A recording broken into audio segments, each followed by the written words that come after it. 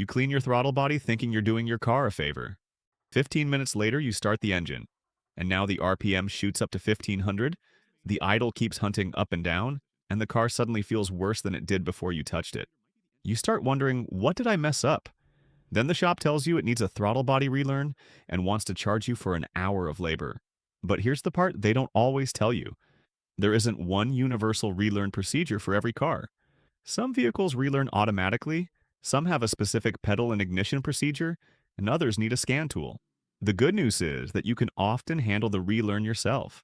In this video, I'll show you why the idle changes after cleaning, what you can safely try at home, and how to know when your car actually needs a scan tool. Before we get into it, if you enjoyed learning how to fix your own vehicle, save money on repairs, and understand what's actually happening under the hood, hit that like button, subscribe to the channel, and turn on notifications. We put out practical automotive repair videos every week to help you diagnose problems before they turn into expensive repairs. Now, let's get into it. First, let's understand why a throttle relearn may even be necessary. On most modern drive-by-wire vehicles, there is no traditional throttle cable connecting the accelerator pedal to the throttle plate. The pedal sends an electronic signal to the engine computer, and an electric motor controls the throttle plate. The computer also keeps track of the throttle's position and makes adjustments to maintain the correct airflow, especially at idle. Over time, deposits can build up around the throttle plate and bore, and the system may adapt to those conditions. When you clean the deposits away or replace the throttle body, the actual airflow can change. The computer's learned values may no longer match what the engine is getting, and that's when you can end up with a high or unstable idle. So what does that actually look like? One of the most common signs is a high idle immediately after cleaning the throttle body. You might see the engine sitting around 1000, 1200, or even 1500 RPM instead of settling into its normal idle. You may also notice the RPM rising and falling, the engine stumbling when you come to a stop, or the throttle response feeling strange. Disconnecting the battery or replacing the throttle body can produce similar symptoms on some vehicles. But don't automatically assume every high idle means the computer needs a relearn. A loose intake hose, vacuum leak, disconnected sensor, damaged throttle body, or wiring problem can cause almost the exact same symptoms. Here's where people get into trouble. They search online for a throttle body reset. Find a 3-minute ignition procedure and assume it works on every vehicle. It doesn't. The correct procedure depends on the year, make, model, engine, and throttle system. Some vehicles will perform part of the adaptation automatically after certain conditions are met. Others have a manual idle or throttle relearn procedure, and some require a scan tool to command the adaptation. So before trying a specific sequence, check the procedure for your exact vehicle. The good news is that the basic checks are simple and they can save you from chasing the wrong problem. Before you attempt any relearn, make sure everything you touched during the cleaning job is back where it belongs. Check the intake tube from the airbox to the throttle body, make sure the clamps are tight, and reconnect every vacuum hose and electrical connector. A small air leak after the MAF sensor can create a high or unstable idle that no relearn procedure is going to fix. Now let's talk about cleaning the throttle body itself, because this is where a lot of DIY problems actually start. With the engine off and cool, remove the intake tube so you can access the throttle plate and the inside of the throttle bore. Use a cleaner specifically designed for throttle bodies, and a clean, lint-free cloth to remove the carbon and deposits. Pay particular attention to the edge of the throttle plate and the area where it closes against the bore. You don't need to make the entire thing look brand new. The goal is to remove the buildup that is restricting or changing airflow. Be careful with the throttle plate if you're working on an electronic throttle body. Some electronic units use gears and an electric motor that can be damaged if the plate is forced against its normal operating range. If the manufacturer provides a safe method for opening the plate during cleaning, follow that procedure. Otherwise, clean the areas you can safely reach without forcing anything. Once everything is clean, reinstall the intake tube and make sure there are no gaps around the connections. Reconnect any hoses or electrical connectors you removed.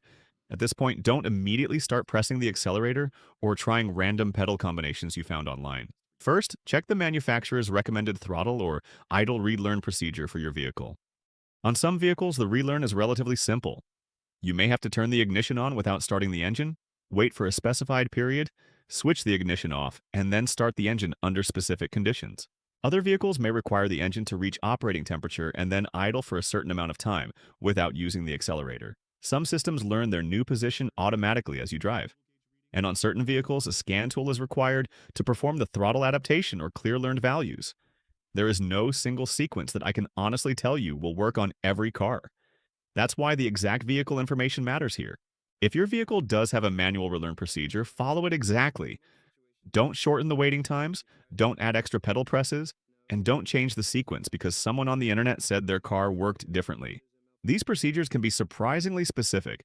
Once the procedure is complete, allow the engine to idle and watch what happens. The RPM may be higher than normal for a short time, while the computer makes adjustments, but it should gradually become more stable if the relearn was successful and there are no other problems. Now, what about disconnecting the battery?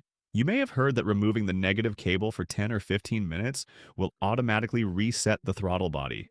Sometimes disconnecting the battery can clear certain learned values, but it is not a universal throttle body relearn procedure. Some vehicles retain adaptations, while others may require a proper initialization afterward.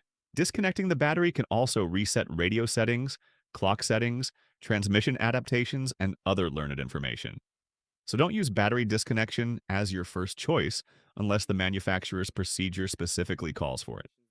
There's another important test you can do before blaming the throttle body. Look at the engine's live data if you have a scan tool. Check for trouble codes and look at the commanded and actual throttle position. And if the throttle position is behaving normally, but the engine still has a high idle, start looking for an air leak or another engine problem.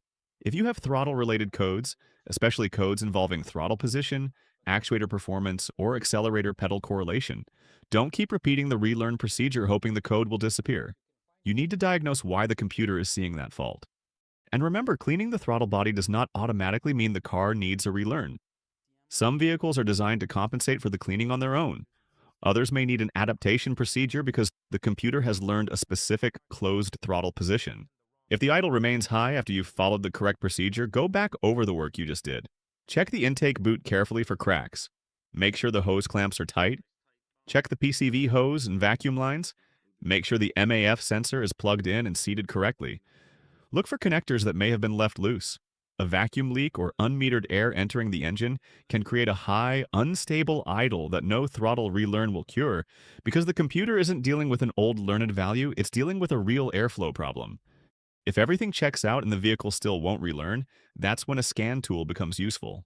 A professional or capable aftermarket scan tool may be able to perform a throttle position reset, idle air volume learn, throttle adaptation, or another manufacturer-specific function.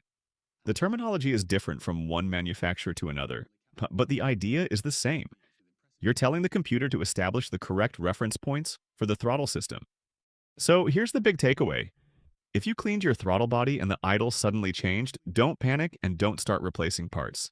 First, make sure the intake system is sealed and every connector and hose is connected properly. Then find the correct relearn procedure for your exact vehicle. If the vehicle supports a manual procedure, follow it carefully. If it requires a scan tool, use one rather than guessing.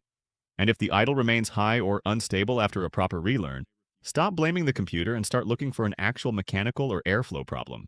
A throttle body cleaning should save you money, not create a bigger repair bill.